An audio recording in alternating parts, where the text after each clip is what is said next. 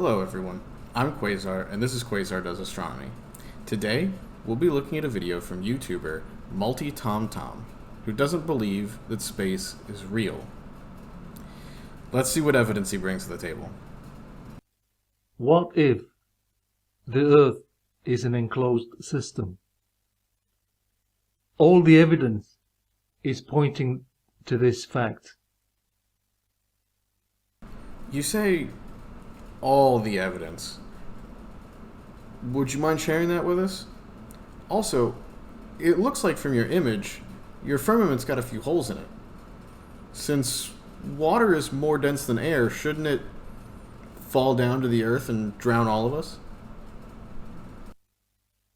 The simple fact of the matter is that gas has to be contained. This fact alone blows the heliocentric model out into outer space. Okay, so here's how this works. Earth has a gravitational pull, and because of that, it pulls on every molecule in the atmosphere, creating what we deem the escape velocity. The escape velocity is the speed at which something has to be traveling in order to escape from Earth's gravity.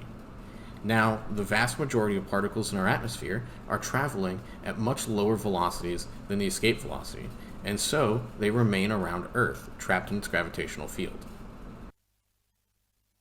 Then the astronomers ask, have you ever looked at a planet through a telescope? Yes. When you look at the night sky, you will see lights of different shapes and sizes. You would only equate a light to a planet because somebody told you it's a planet. You presuppose what you're seeing is a planet. Planets do not exist.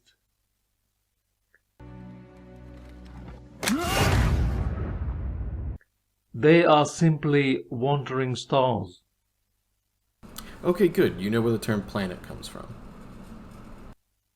Meaning, they have retrograde motion.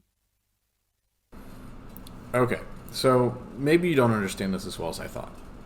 See, planets, or wandering stars, is actually just a comparison to the background stars. Now, the background stars, on a night-to-night basis and over long periods of time, don't appear to change relative position compared to one another. Planets, on the other hand, generally move eastward every night, as you observe them. This is called prograde motion. Retrograde motion, on the other hand, is when a planet appears to move westward in the sky for a period of time.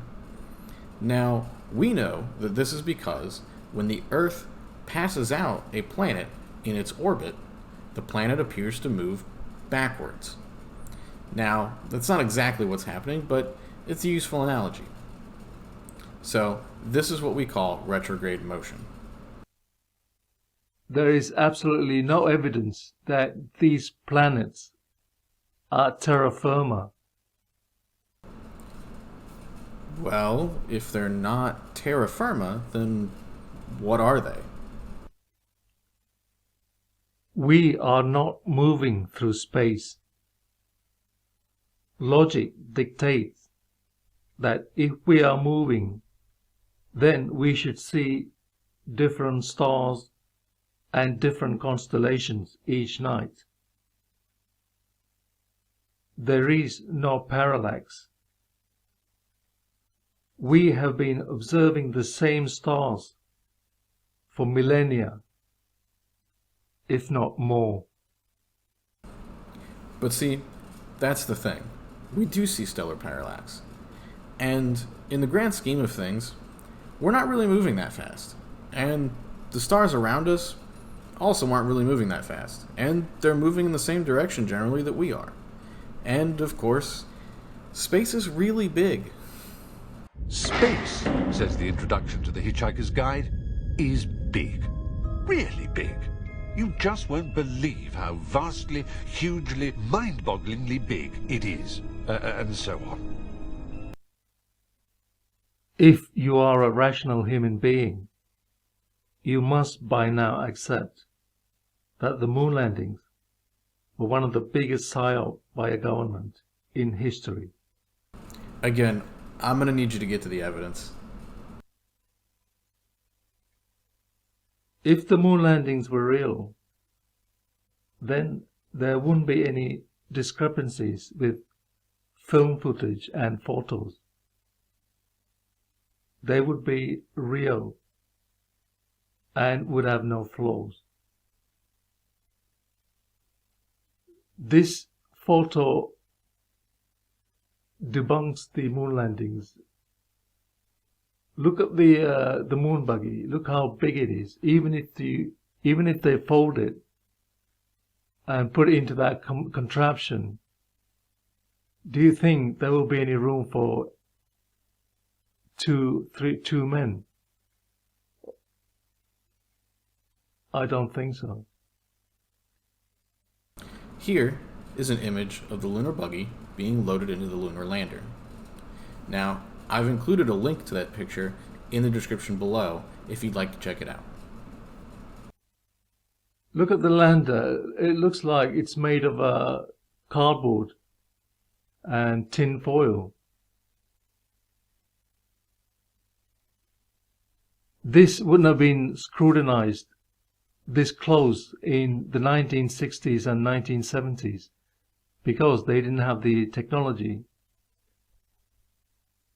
Today, with high definition software, we can debunk the moon landings very, very easily.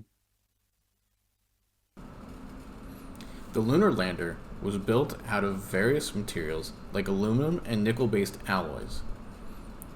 These materials are actually quite resilient and very strong, and have been tested to make sure that the lunar lander would survive in space.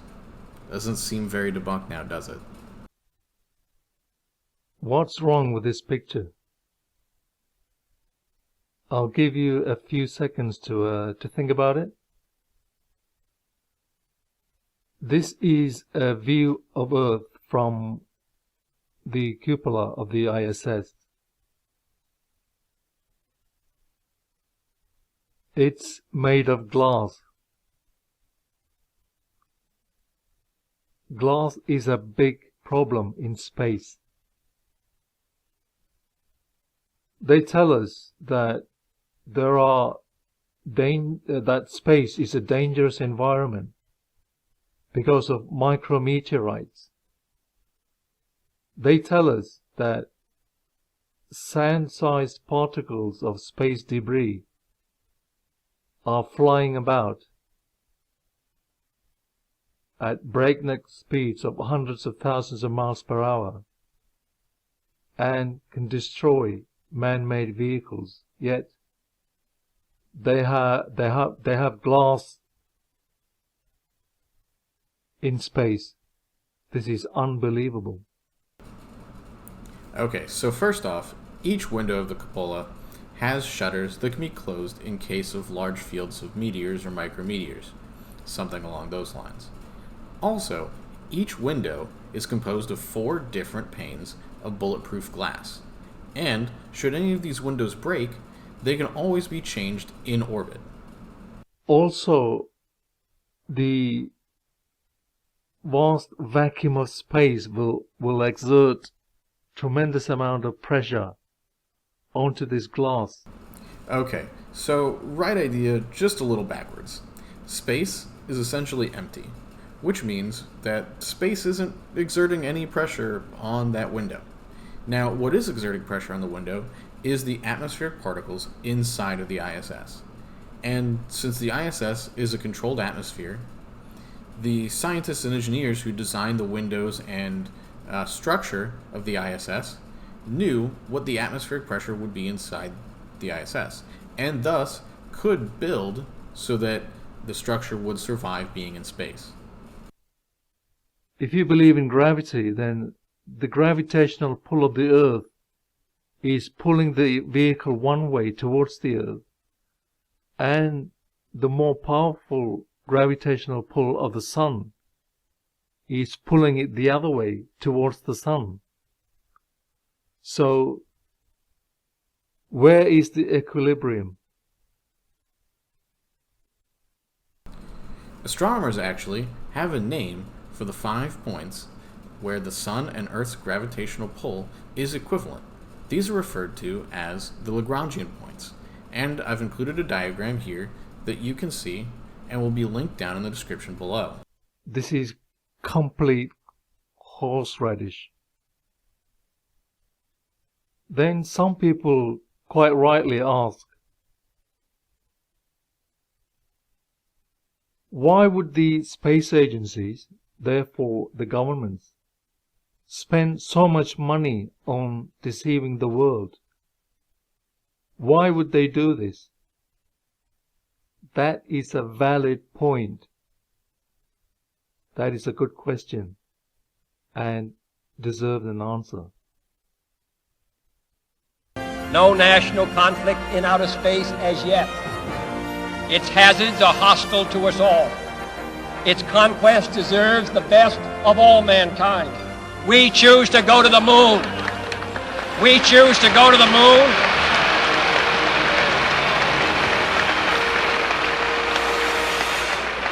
We choose to go to the moon in this decade and do the other things, not because they are easy, but because they are hard. Because that challenge is one that we're willing to accept, one we are unwilling to postpone, and one we intend to win. You have to remember that these governments, they print the money. Money is nothing but a tool to these governments. And they have made a decision long ago to push the heliocentric model. And they have to push it right to the end. Unless, of course, they change their minds. That's where we'll go ahead and leave multi-tom-tom for now. I'm Quasar, and this has been Quasar Does Astronomy. I hope everyone has a great rest of your day, and keep learning.